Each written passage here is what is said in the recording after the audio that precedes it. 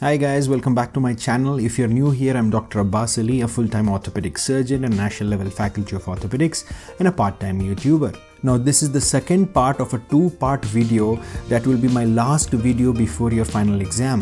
In this video, I'll talk to you about the essential things that are usually neglected about the day of your exam. I'll talk about the biggest mistakes that you can avoid and all the little things that you need to pay attention to gain maximum performance for your exam. Again, most of you must be familiar with the topics that I will talk about, but I still feel if you watch the whole video, you will learn something very important that will help you shape your success. So stick around. Just like the last video, I will leave timestamps in the video description below so that you can fast forward to the topics that are of your interest and save some time. Otherwise, sit back, relax, and let's get on with it.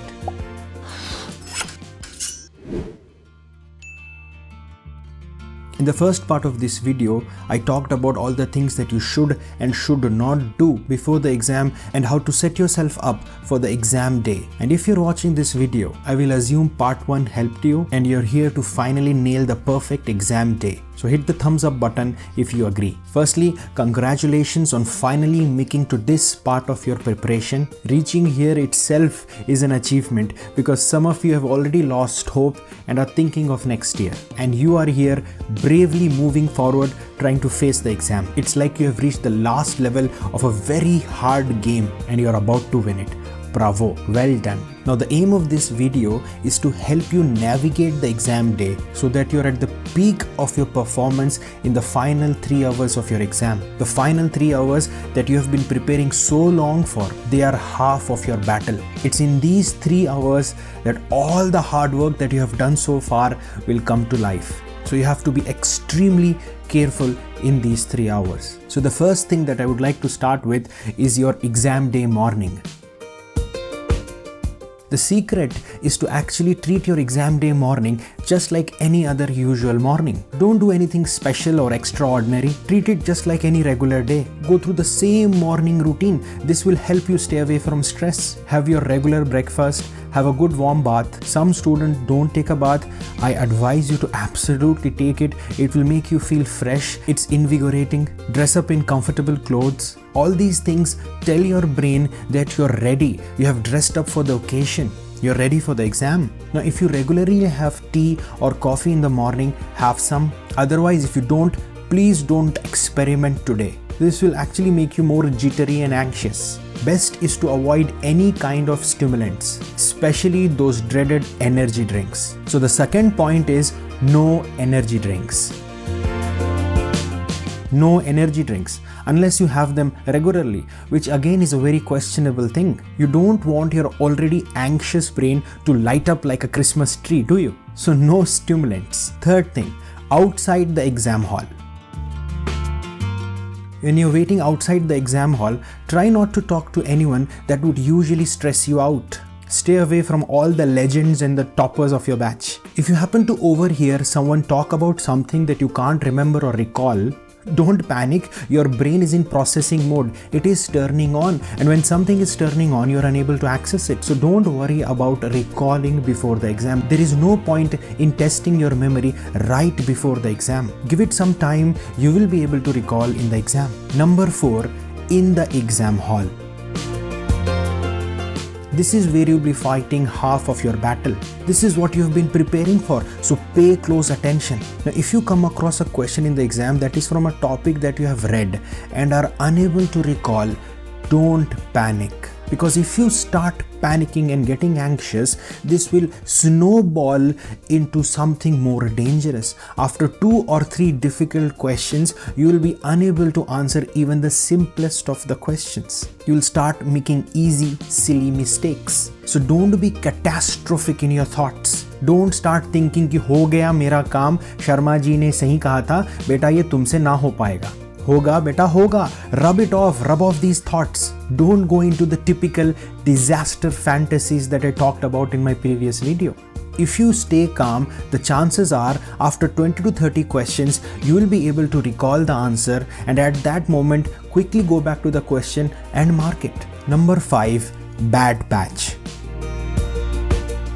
Sometimes it so happens that you start from a bad patch of questions, a series of difficult questions that you're absolutely unaware of and you can't seem to get the answer.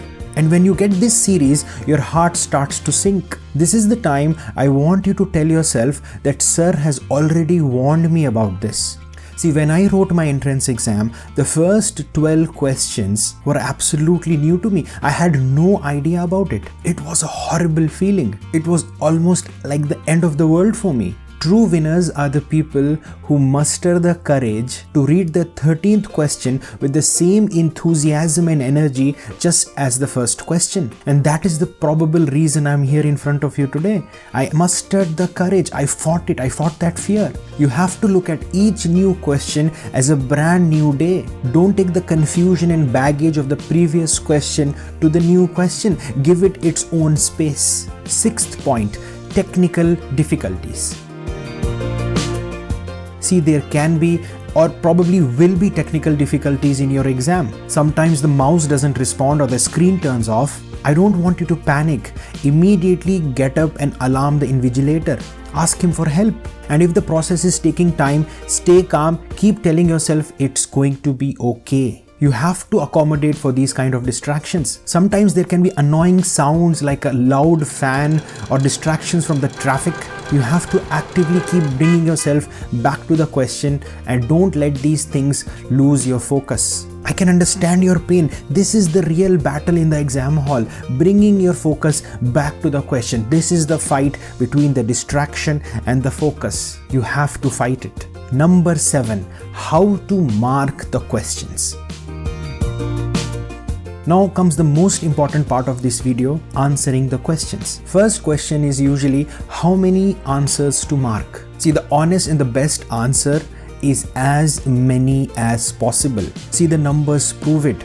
You can't get a decent rank by marking less. You can't be very conservative in your attempts. You have to take risks. You have to get out of your comfort zone. You have to be on the offense. Attack as many questions as you can. Don't leave them out even if there is a slightest chance of you getting it right. It's essentially simple mathematics. One correct question gives you 4 marks and one wrong question removes 1. So if you take risk, say attempt 30 questions and only get 7 out of them correct, 23 are wrong, you will still be in profit. It's mind-boggling that you have so much room to play. So if you can rule out 2 options, go ahead and mark it. If you can only rule out 1 option, look for one more hint to rule out another option and then go ahead and mark it. Sometimes you're unable to rule out any option. Then in that case, I want you to look for a hint in the exam. Try to rule out something. So essentially what I'm trying to tell you is that the real struggle in the exam hall is your ability to rule out options. And that's how you score marks. See, there will be only a handful of questions. Like when you read the question, you look for the answer and you mark it. These kind of questions will not be a lot. For most of the questions, you have to actively process through the options and start eliminating the wrong answer. And that's the real hard work in the exam, having the presence of mind to rule out options. And for that, you need a fresh mind. And that is why I asked you to have a good night's sleep.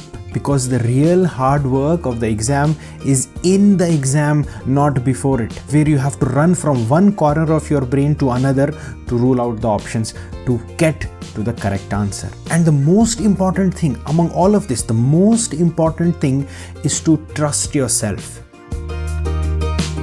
See, you have been training yourself for this exam for a very long time, and this gut feeling that you get for an answer is the result of that training. Trust it to give you the correct judgment. And once you mark an option, don't think too much about it and move ahead. Most of the students mark the correct answer the first time around and they start to overthink, and that is when they change the options to get the wrong answer. And this happens because they doubt themselves. They don't trust their instincts. I want you to trust yourself. I want you to trust your instinct, because usually it will tell you the correct answer. So go with it. Sometimes you'll not know anything about the question. In that case, it's best to just leave it. And these kind of questions will be there. It's not possible to know everything in the exam. There will be a lot of questions that you have no idea about. You can just walk away from them. But always remember, try to be on the offensive. Try to answer as many questions as you can. The 8th and the last thing that I want to talk about is time management. See, time management is not starting slow and running through the questions fast at the end. Time management is consistently managing your questions across all the questions, giving each question the same amount of time and respect. A simple rule of thumb is to do 100 questions in 1 hour or 50 questions in half an hour. And that consistent speed should be the same from the beginning through the end. Keep checking yourself every half an hour if you're on track. If you're 1 or 2 questions behind, it doesn't matter, but you should not be 10 to 15 questions behind. If you're getting slow, it is time to put the pedal to the metal. So in summary, the first thing is on the exam day morning, don't do anything unusual, stick to the ordinary, let your subconscious feel it's just another regular day. Number 2, no energy drinks, don't overstimulate your already hyper brain. Number 3, outside the exam hall when you're waiting for the exam, protect yourself from all the negative people and negative thoughts, stay away from them. Number 4, in the exam hall, you will come across distractions, you will come across annoying sounds. Be prepared for technical difficulties, stay focused, don't lose track. Number 5, don't panic when you come across a bad patch or bad series of questions. Soldier through it, the next question will be better. Number 6, mark as many questions as possible. Be on the offense, take risks, get out of your comfort zone. There will still be questions you have no idea about. It's okay to leave them. Number 7, manage your time consistently from the first question to the last. In the end, remember that to perform well on an exam, there is no shortcut or cheat sheet. All those things can only take you so far. What really takes you to the top is your persistent hard work and summation of your knowledge and revisions, your ability to think logically, and most importantly, staying calm in the eye of the storm. It's like this beautiful musical orchestra where all the instruments play together to make beautiful music, and you end it with a perfect crest. This exam is the crest of your music and it sounds beautiful. So here I am, guys, wishing you all the best. I have a feeling you will do well. If I have helped you in any way, don't forget to click the thumbs up button and share this video with at least one of your friends to help them as well. If you have not already subscribed to the channel, consider subscribing. Do leave a comment below. I love hearing from you. I will see you on the other side. Till then, take care.